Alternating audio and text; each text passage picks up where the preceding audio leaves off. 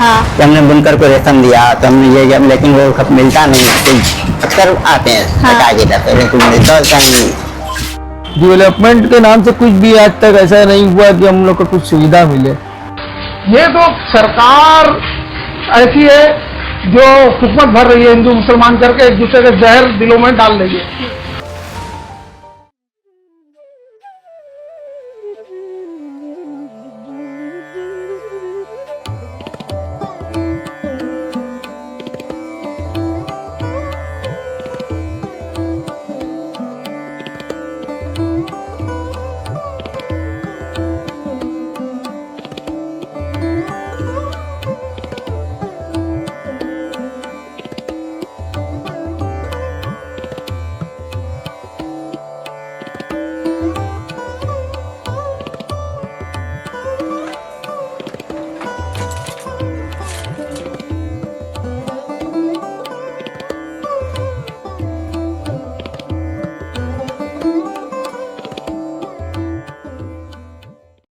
जो एक स्थान का नाम है उसी से ये डिराइव हुआ है बनारसी।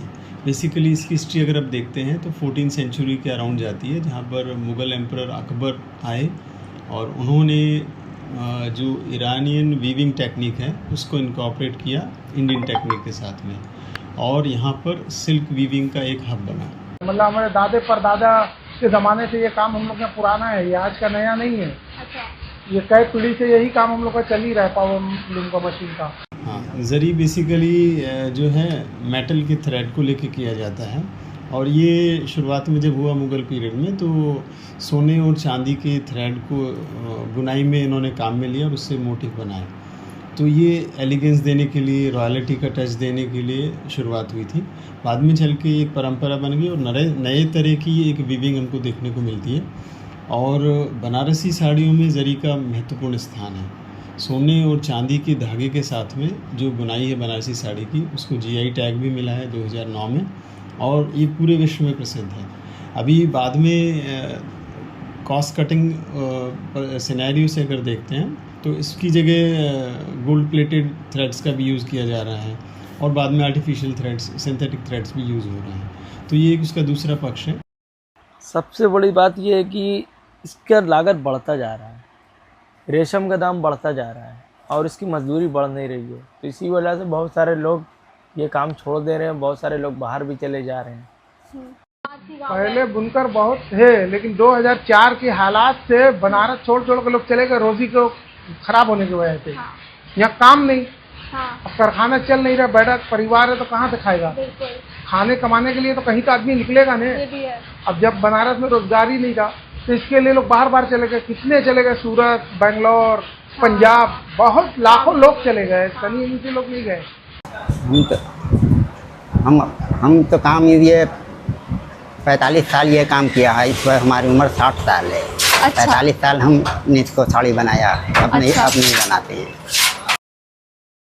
लूम और पावर लूम की साड़ियों में ये सबसे बड़ा डिफरेंस रहता है, उसमें जो धागा बिना होता है वो रियल नहीं होता है, उसमें वो नायलून होता है। आप हैंडलूम का साड़ी अगर देखेंगे रियल सिल्क बिना होता है, ये रियल सिल्क एकदम लाइट वेट रहेगा, पतला रहेगा। इसको आप जलाएंगे ये राख हो जाएगा। और जो पावर लूम का साड़ी रहता है नायलून मैनुअल बिना होता है, इसको जलाएंगे तो प्लास्टिक की तरह मेल्ट हो जाएगा। कि अब तो बनारसी का काम ही खत्म हो गया। अब जो बनारसी हैंडलूम का काम था वो भी सब पावर लूम के ऊपर चला गया। तब जो काम 4 लोग कर रहे थे आज वो एक ही आदमी कर रहा है, 3 लोग बेकार हो गए। देखिए, ये मशीन और मैन का जो स्ट्रगल है वो नया नहीं है। जब इंडस्ट्रियलाइजेशन का फेज़ शुरू हुआ था उस समय भी यही हुआ था कि सारे हैंडक्राफ्ट्स को रिप्लेस कर दिया था मशीन प्रोडक्ट्स ने। और लेकिन एक समय बाद में जो बोर्डम हो जाता है, एक ही तरह के प्रोडक्ट देखने लगते हैं, तो जो हैंडक्राफ्ट है उसका वैल्यू तब बढ़ता है।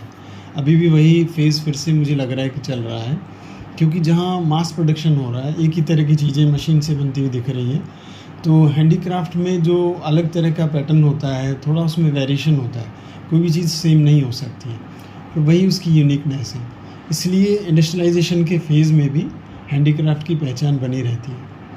पहले तो सब बुनकर ही बुनकर था ने, वो 100% बुनकर ही से काम बनता था। वो बाद में ये बुनकर का काम कम होता गया, कुछ ये काम करना ही छोड़ दिया, फिर बाकी जो मथिन पर ये काम चला गया, मथिन से भी होने लगा।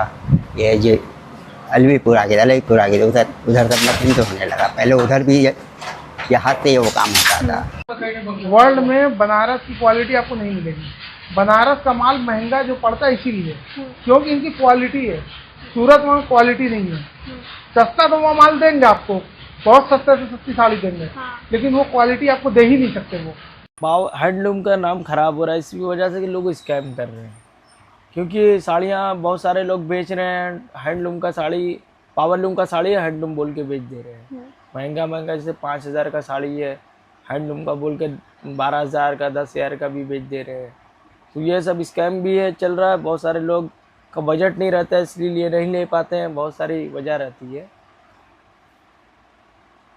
की तो इसकी शुरुआत मुग़ल एम्परर अकबर द्वारा हुई, और उनका जो कंसेप्ट था, उन्होंने दीन इलाही करके एक रिलीजन भी चलाया था। हिंदू और मुस्लिम दोनों के लिए जो कॉमन था, बहुत सारी चीज़ें उसमें ऐसी थी कि दोनों में से कोई भी अडॉप्ट कर सकता था। तो ये भी एक उसी तरह का एग्जाम्पल है कि बेसिकली जो वीवर्स हैं वो मैक्सिमम यहाँ पर मुस्लिम कम्युनिटी से हैं, और जो इस साड़ी का इस्तेमाल होता है सबसे ज़्यादा हिंदू कम्युनिटी में होता है।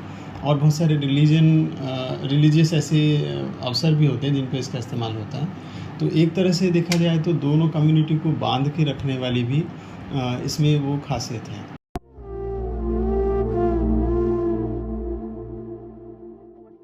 ये है बनारस की वो गलियां जहाँ हर घर में एक कारीगर है।